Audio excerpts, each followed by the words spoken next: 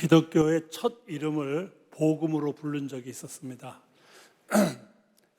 기독교 첫 이름 복음으로 부른 이유는 성경의 첫 부분에 보면 마태복음, 마가복음, 누가복음, 요한복음 이렇게 복음이라는 책으로 시작되었고, 또 마가복음 1장 1절에 보면 하나님의 아들 예수 그리스도의 복음의 시작이라는 복음이라는 말로 시작하고 있습니다. 또 마가복음 1장 15절에도 보면 때가 차고 하나님의 나라가 가까웠으니 회개하고 복음을 믿으라, 그렇게 복음이라는 말이 계속 사용되기 때문에 기독교의 첫 이름을 기독교라는 이름 대신에 복음이라는 이름으로 불려졌다라고 말하고 있습니다. 근데 이 복음이라는 말은 우리 한문으로 복복자, 소리음자를 써서 복된 소리라 이렇게 이제 해석하기도 하지만, 원래 헬라 말로는 유앙겔리온이라는 말을 씁니다. 이 유앙겔리온이라는 말은 복된 소식이라는 의미도 포함하겠지만 오히려 기쁜 소식, 좋은 소식이라는 의미를 그 가운데 가지고 있습니다. 그래서 기독교라고 하는 종교는 처음에 기쁜 소식 또는 좋은 소식이라는 말로 알려졌다, 이렇게 볼 수가 있어요. 사람들은 이 소식을 듣는 걸 좋아하죠. 뭔가 새로운 소식이 있다 그러면 귀를 기울이게 됩니다. 뉴스나 텔레비전을 통해서 야, 신기한 소식이다 그러면 사람들이 관심을 가지죠. 성경에 보면 사도행전 17장 21절에 모든 아덴 사람과 거기서 나그네 된 외국인들이 가장 새로운 것을 말하고 듣는 것 외에는 달리 시간을 쓰지 않음이라, 이렇게 되어서 아테네 사람들도 새 소식을 듣는데 굉장히 신경을 썼고 새 소식을 듣는 것을 좋아했다는 기록이 있습니다. 사람들은 누구나 좋은 소식 또는 특별한 소식이 있으면 관심을 가지게 되고 알고 싶어 하게 됩니다. 그런데 특별히 소식 가운데 기쁜 소식이 전해질 때 우리들은 큰 기쁨을 가지게 됩니다. 우리나라 선수들이 외국 선수들과 겨루어서 이기게 됐을 때 큰 기쁨을 가지게 돼요. 지난번 동계올림픽에서 우리나라 선수들이 금메달을 땄다라는 소식을 들을 때 많은 사람들이 아주 좋아했습니다. 저도 그 소식을 들으면서 굉장히 좋아했습니다. 우리 선수들이 외국 선수들과 겨루어서 이겨내는 걸 보면 정말 장하기도 하고 마치 내가 이긴 것처럼 같이 기쁨을 누리게 되는 경우를 볼 수 있습니다. 그런데 소식이라고 하는 게 항상 다 좋은 소식만 있는 건 아닙니다. 소식 가운데는 슬픈 소식도 있고 나쁜 소식도 있고 두려운 소식도 있습니다. 전쟁의 소식이라든지 기근의 소식이라든지 또는 테러 소식이라든지, 또 북한에서 핵무기를 만들어 가지고 그 핵실험을 하고 있는데 그 거리가 우리나라 서울에 와서 떨어지거나 어디에 떨어지면 온 나라가 어렵게 된다는 소식을 들을 때마다 우리는 불안해하고 초조하고 두려워하게 됩니다. 이렇게 소식이라고 해서 다 기쁜 소식만 있는 건 아닙니다. 어떤 건 염려해야 되고 두려워해야 되기도 합니다. 그런데 똑같은 소식이라도 이쪽 사람은 기뻐하는 소식이고 이쪽 사람은 슬퍼하는 소식이 될 때도 있습니다. 예를 든다면 두 나라가 서로 시합을 했어요. 어떤 경기 시합을 했는데 이쪽이 이겼다 그러면 이쪽 사람들은 막 기뻐할 겁니다. 그러나 진 쪽에서는 슬퍼하게 됩니다. 우리나라가 외국에 나가서 운동선수들이 큰 시합을 했어요. 그리고 정말 놀랍게도 대승을 거두고 돌아오게 되면 우리나라 사람들은 크게 환호하고 기뻐합니다. 그러나 진 쪽에서는 그렇지 않죠. 그건 슬픈 소식이고 낙심하는 소식이 될 수가 있습니다. 그런데 오늘 본문 10절 말씀에 보면 거기 이런 말씀이 나옵니다. 천사가 이르되 무서워하지 말라. 보라, 내가 온 백성에 미칠 큰 기쁨의 좋은 소식을 너희에게 전하노라. 여기 보면은 온 백성에게 미칠 큰 기쁨의 좋은 소식이라는 말씀이 나와요. 온 백성이란 말은 누구든지란 말이에요.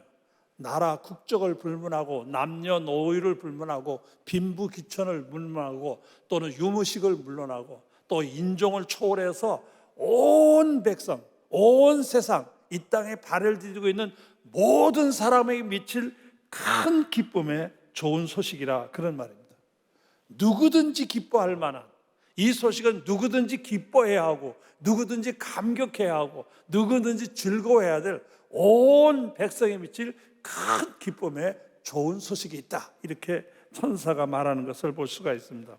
이 기쁨의 소식은 동방박사들만 기뻐하는 것도 아니고 들에 양을 치는 목자들만 기뻐하는 것이 아니고 시므온이라는 선지자만 기뻐하는 것도 아니고 안나라라는 여선지자만 기뻐하는 게 아니라 온 백성에 미칠 큰 기쁨의 좋은 소식이라 그 말입니다.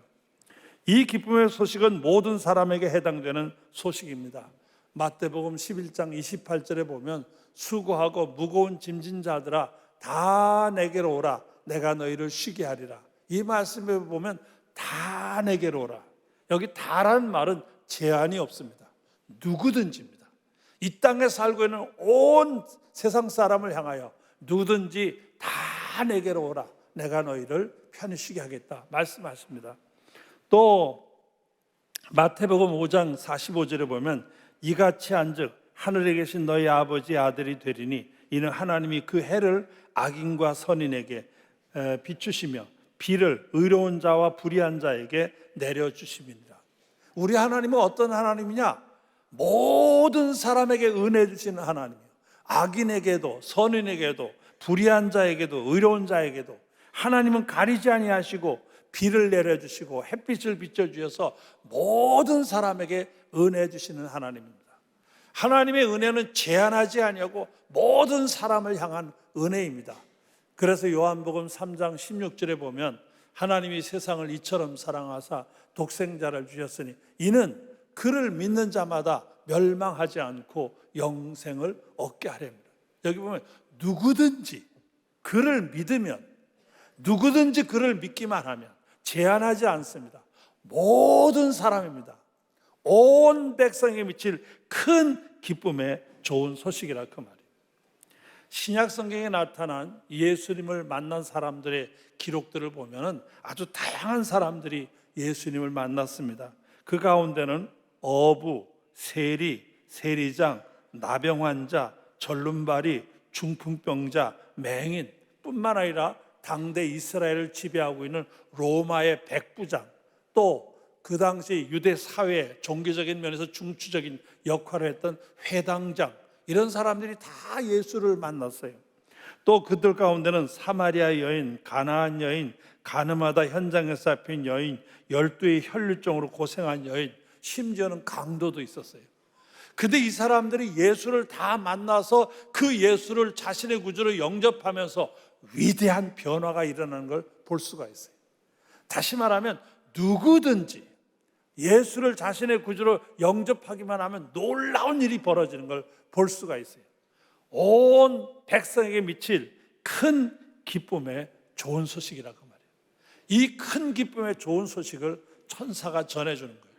그러면서 정확하게 11절 말씀에 이렇게 기록합니다. 오늘 다윗의 동네에 너희를 위하여 구주가 나셨으니 곧 그리스도 주시리라. 그 큰 기쁨의 좋은 소식이 누구냐?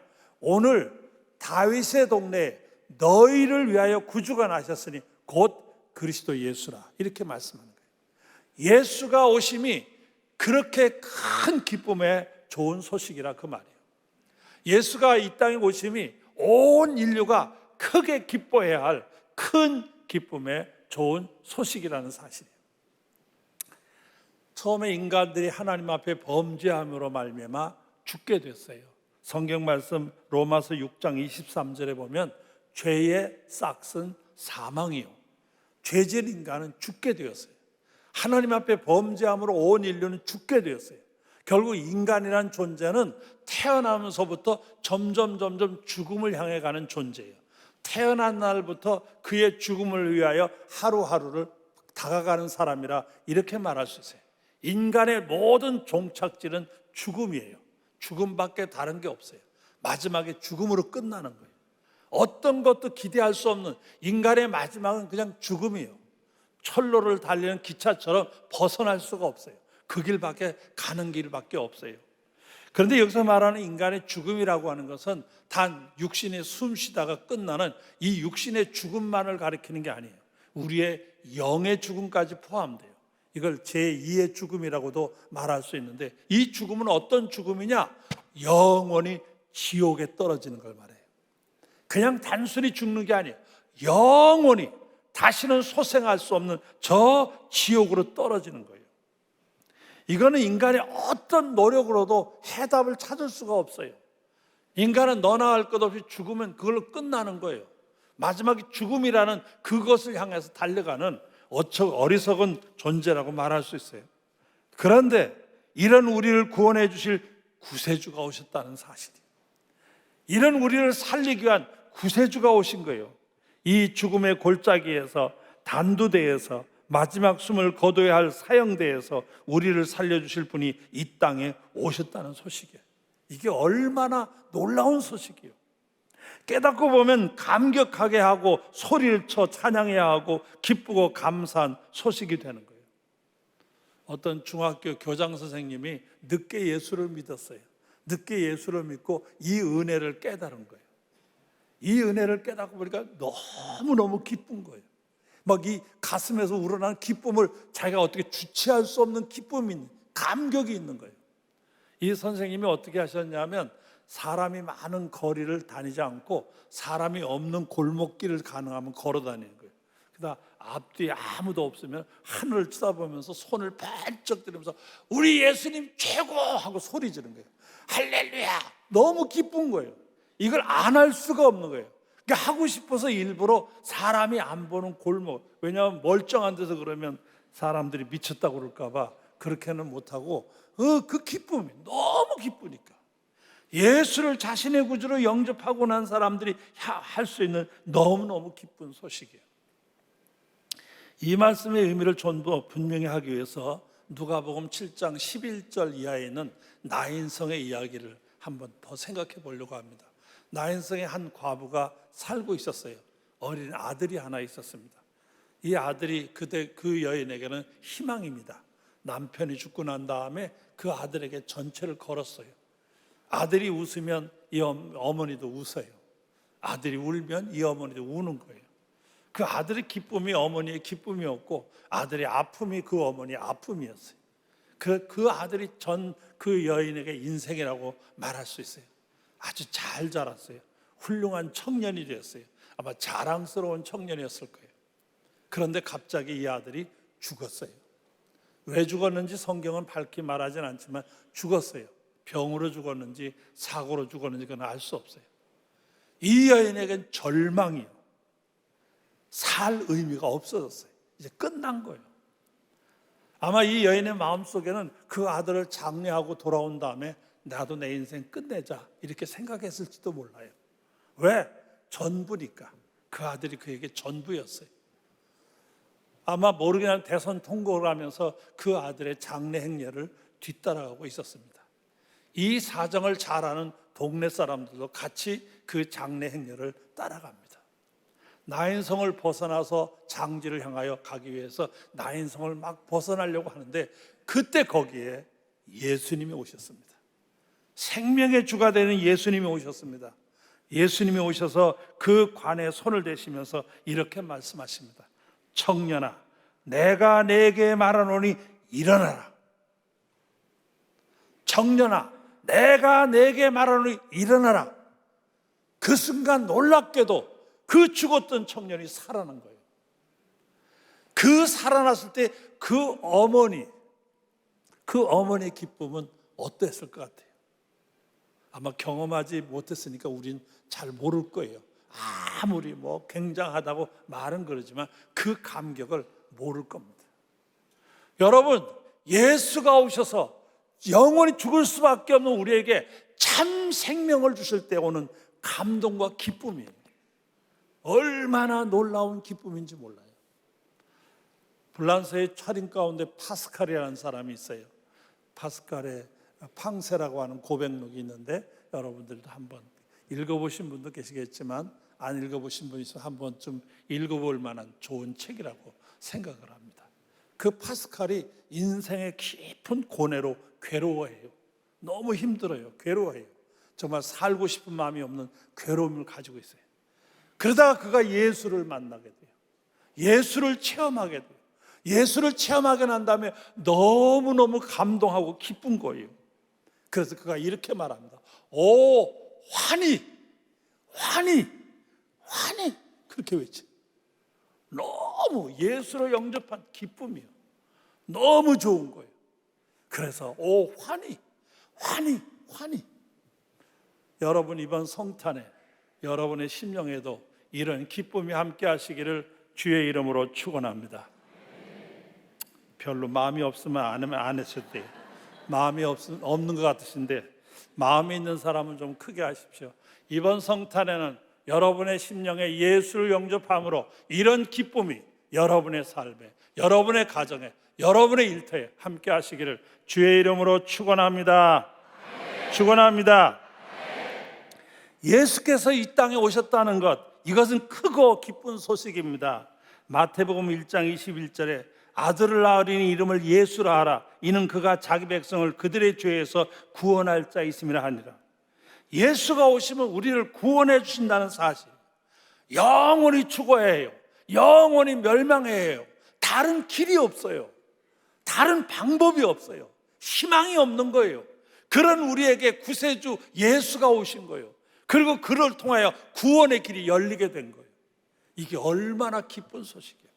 너무너무 기쁘고 감격스럽지 않을 수가 없습니다. 말씀을 듣는 성도라면 누구든지 이 말씀대로 예수를 자신의 구주로 영접하고 받아들여야 하는 거예요. 많은 사람 가운데 이걸 모르고 받아들일 줄을 몰라요. 외면해요. 왜? 모르니까. 몰라서 그래요. 모르니까. 들어도 몰라요. 이 귀한 소식을 들어도 모르는 거예요.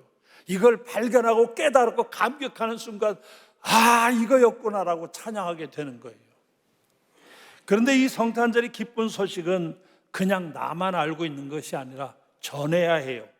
베들레헴 들녘에 양을 치던 목자들에게만 알려지는 것이 아니고 동방 박사들에게만 알려지는 게 아니라 이 소식은 점점 퍼져야 돼요. 그래서 예수가 이 땅에 오신 소식은 산을 넘고 물을 건너 대륙을 건너 점점 퍼져나가다가 이 동양의 우리나라에까지 오게 된 거예요. 이 기쁜 소식은 누구도 독점할 수 없지만 독점하려고 해서도 안 됩니다. 널리 알리하고 말과 행동과 사랑으로 전해야 될 귀한 소식이라고 말할 수 있습니다. 이 기쁜 소식이 널리 퍼지는 것이 하나님께 영광을 돌리는 일이요 탄생하신 그리스도를 기쁘시게 하는 일이라고 말할 수 있습니다. 천사의 음성을 듣고 베들레헴으로 달려간 목자들이 마리아와 요셉 그리고 구유에 있는 아기를 찾아 만난 후에 너무 기뻐서 오늘 그 밑에 나오는 20절에 보면 하나님께 영광을 돌리고 찬송하며 돌아갑니다. 얼마나 기뻤던지 이렇게 찬송하며 돌아갑니다. 온 땅의 사람이, 이 땅에 발을 딛고 사는 사람이 누구든지 이 소식을 듣게 되면 그 안에서 예수를 발견하게 되는 순간 놀라운 은혜와 기쁨과 감격을 누리게 되는 것입니다. 이 소식은 깊은 산골 오막살이에만이 아니고 바닷가에 사는 어부들에게만이 아니라 이 땅에 살고 있는 모든 사람에게 전해야 될 기쁨의 소식인 것입니다. 천사가 전한 온 백성에게 미칠 큰 기쁨의 좋은 소식은 우리 모두가 가슴속에 느껴야 할 신령한 은혜의 소식입니다. 그냥 귀로만 듣고 그런 소식이 있었구나가 아니라 바로 그 예수를 내 안에 구세주로 영접함으로 말미암아 내 안에서 그 은혜의 감격과 기쁨을 누릴 수가 있어야 됩니다. 그리고 나와 내 가정이 이 기쁨을 함께 누릴 수 있게 되어야 합니다. 그리고 주변에 있는 사람들이 이 기쁨을 함께 누릴 수 있도록 전해야 합니다.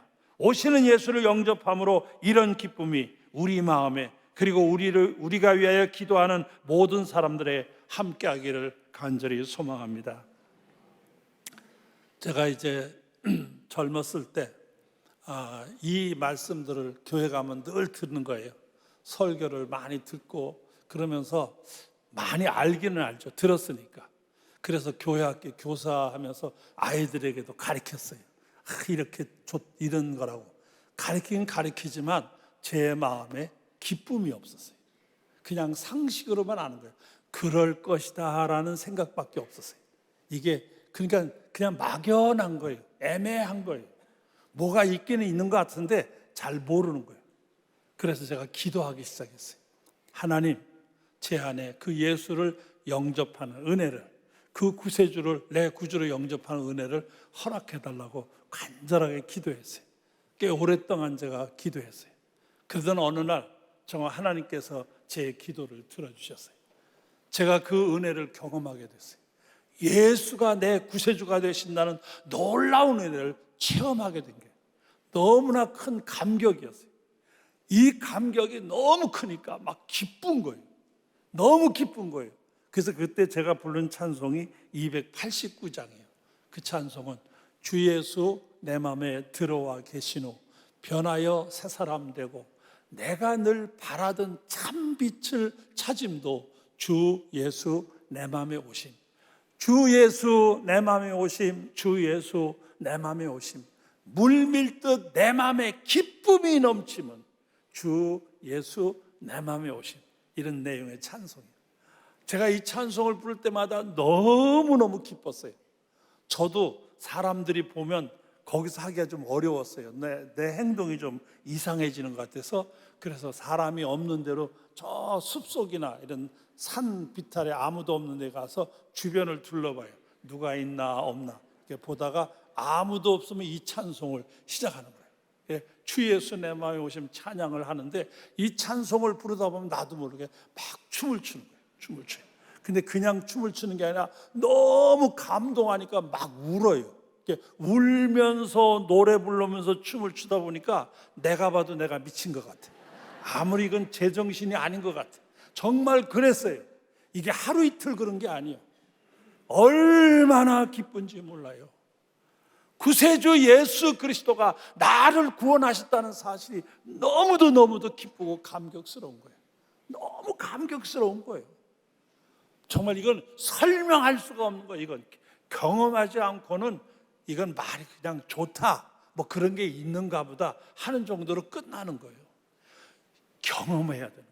이 은혜의 세계를 여러분의 세계로 받아들여야 돼요. 이번 성탄에 찾아오시는 예수 그리스도가 여러분에게 함께 하시기를 축원합니다.